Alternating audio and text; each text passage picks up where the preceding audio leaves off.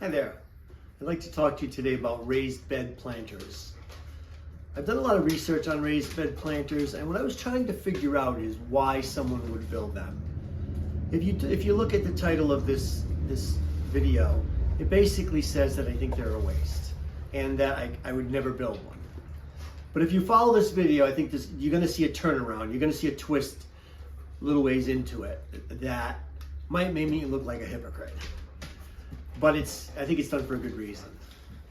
So I tried to look at the idea of a raised bed and say, why do people build these things? Why, when we have the yards full of perfectly good dirt, why do we need to build a structure off the ground and fill it with dirt above the dirt that's already there to plant something?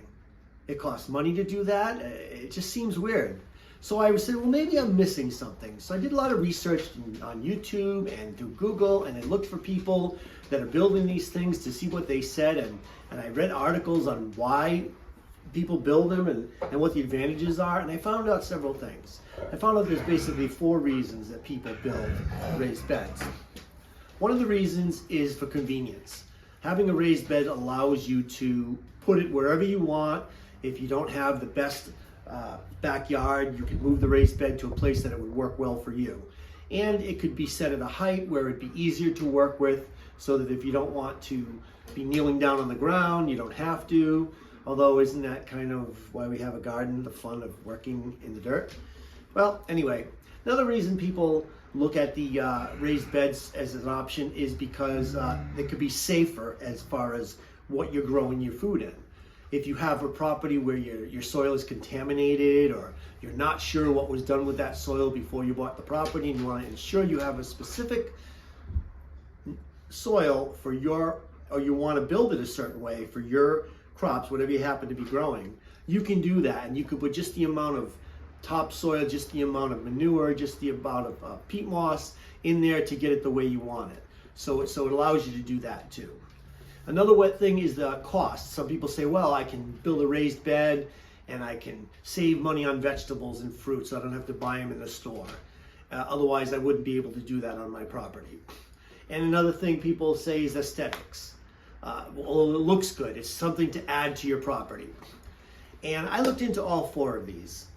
And to tell you the truth, none of them really sold me. Let's look at them real quick. So we've got convenience. They say, well, you can put them wherever you want, and there's no bending. But what's more convenient than digging a hole in your ground and planting a plant? That's pretty convenient. It's a lot more convenient than going to the lumber yard and spending $300 or $400 on wood and screws, and then building this contraption and then having to fill it with dirt and move it to the place where you want it and figure out how you're going to water it. I don't know, it seems kind of less convenient than just digging a hole in your ground, right? The other thing was the safer, as far as it being safe. I'm sure for somebody in this world, you have contaminated soil and it would be safer for you. But I like to think that for most people, your soil is just fine. And that's not something you really have to worry about, is having good, clean soil. So that really didn't sell me either. The third thing was cost savings.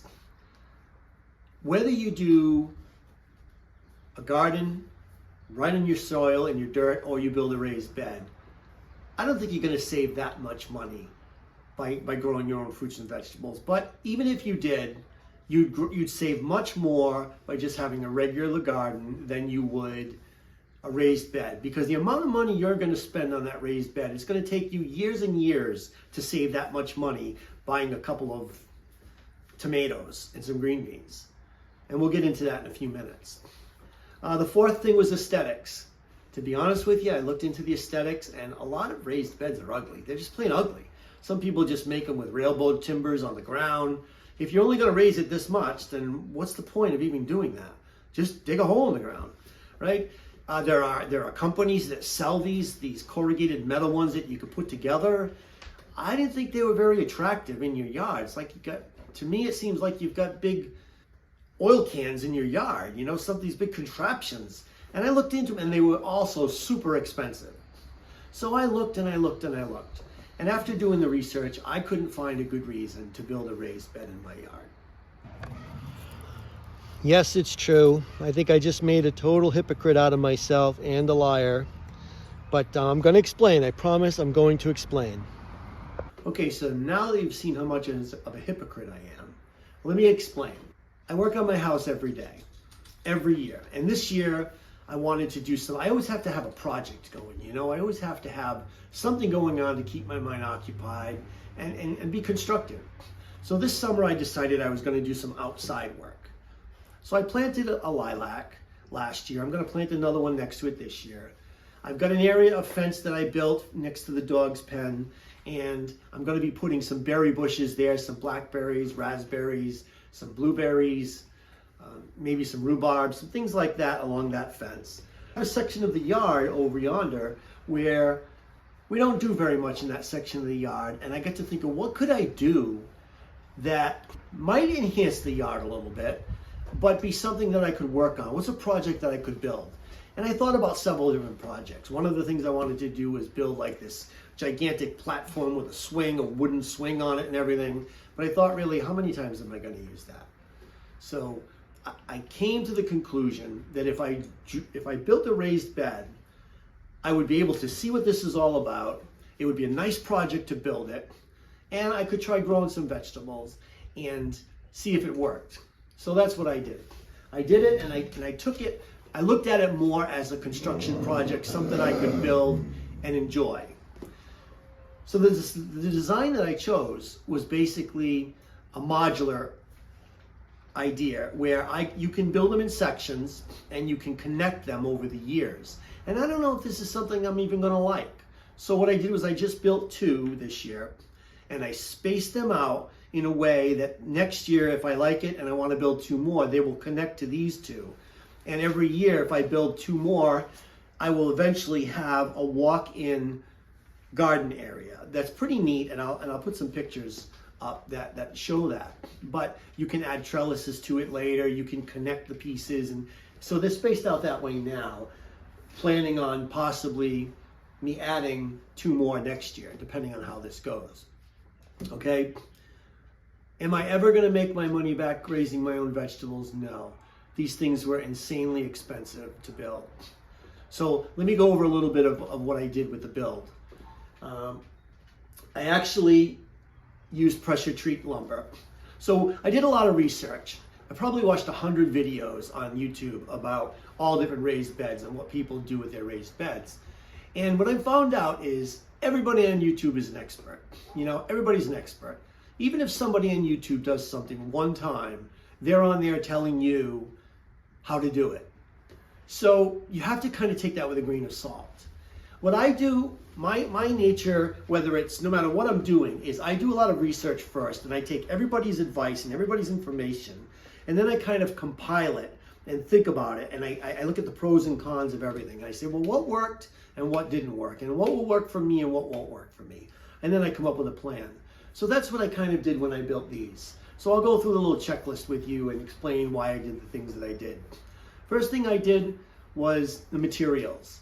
Now there's a whole bunch of people on YouTube that fight about this. Some people say that pressure treated wood is okay. Some people say absolutely not. They would never use that. Some people say you should only make it out of redwood or cedar.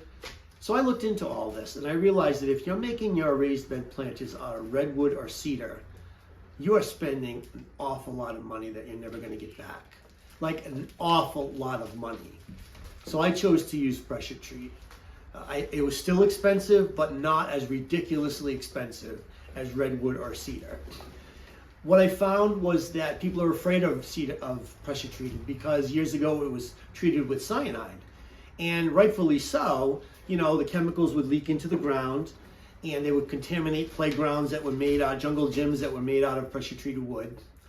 But here's what happened. In 2004, they stopped treating pressure treated wood. The EPA asked them to stop doing that, or told them they had to stop treating it with cyanide.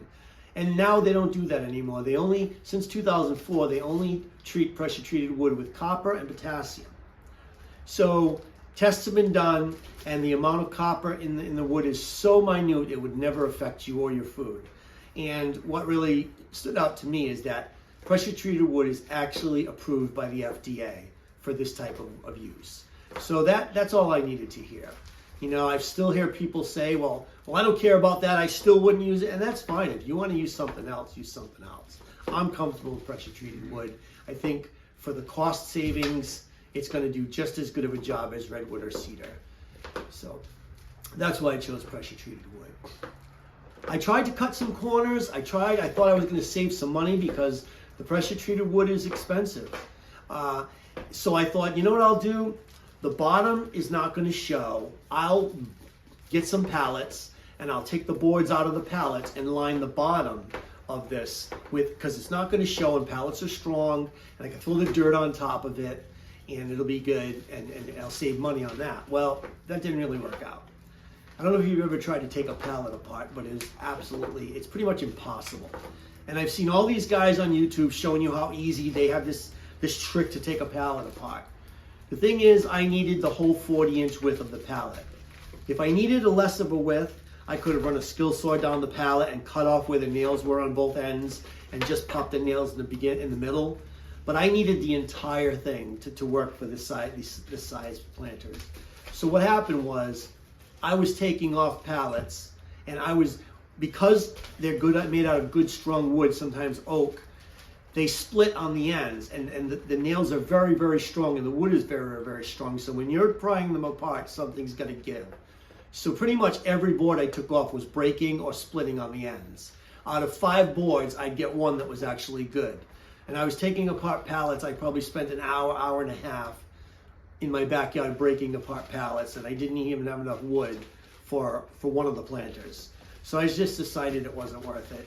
I spent a little bit extra money and put 1 by 5/4 by 6 pressure treated deck planks down there and call it good. So that's what I ended up doing. So it cost me probably another $80 to do the bottoms, but I was already into it for a lot of money.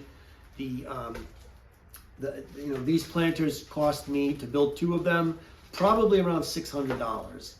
And I think that's pretty expensive just to grow vegetables. So I'm still not sold on this whole thing.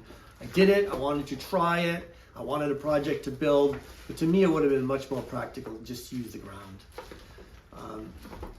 So another thing people said was you could line them with plastic. People argued about this.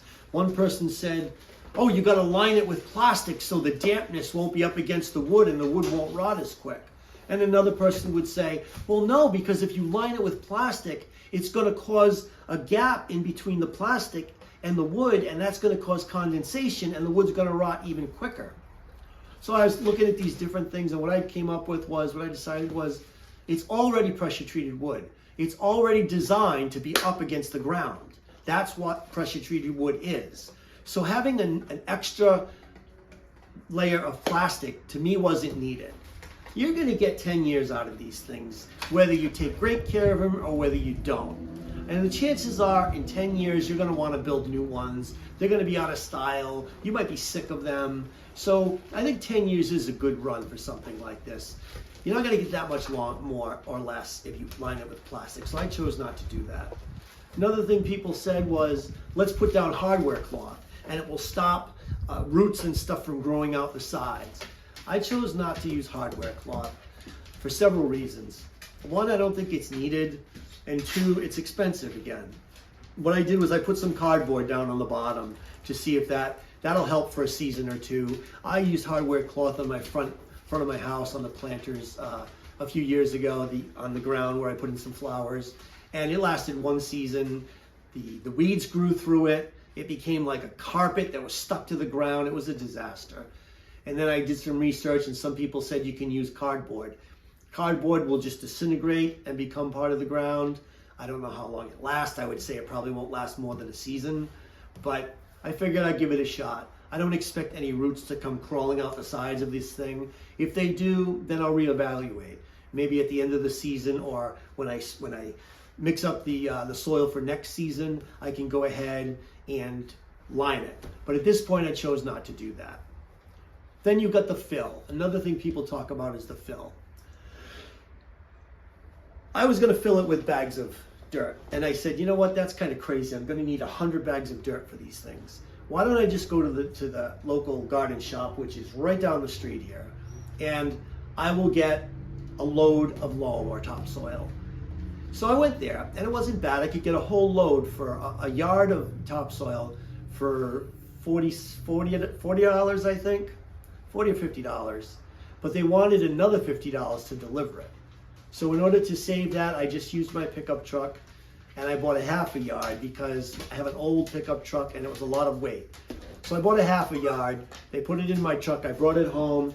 I filled up one of the bins, and then I went back actually 2 more times. And I filled both bins, filled them as high as I wanted, and then used the extra dirt on some other projects. But what I found when I was there was that they actually had what was called a mix. They would give you dirt along with manure. It was dirt and compost that was together, and they mix it up for you. And I said, wow, this seems like it's going to save me a lot of time in having to get bags of this and bags of that and mix it all together. So for this year, that's what I did. I bought it all mixed, threw it in there, and I'm going to see how it goes. Maybe for next year, I'll think about adding some different fertilizer or something, or some compost from my chickens. But we'll do it next year. So that's how I filled them. So, you know, that's pretty much what I have to tell you about my raised beds. This is going to be a trial year to see how they work. I did it because it was a project, you know. Basically, I don't have a good reason. I looked at those, like we talked about, I don't have a good reason for having done it. Nothing sold me. But I did it anyway. So call me crazy. What I learned from this, and my advice to someone else, would be, whether you're doing raised beds or whatever you're doing, do your research. Watch what other people do. Read articles, watch videos, see what they do, and learn more and more about the thing that you want to do. Some people really, really get into things and they take it to the limit. And you might not want to go that far. Some people really, really get serious about what they do. You might more be lighthearted. Hey, I just want to throw some dirt in it and see if it grows, you know? I don't need to know the pH balance and what the ratio is of topsoil to peat moss. And I just want to throw some dirt in it and see if a tomato grows. So what you'll do is you'll learn from that. Take their advice, list your pros and cons, and adapt your plan to what you think is going to work for you. Nobody's perfect. We're all learning in this world. Do the best that you can and learn. Next year, you'll have a better idea of what you want to do or what you want to change up, and see how it works out. So that's my advice to you. Do your best, and let's see how it comes out.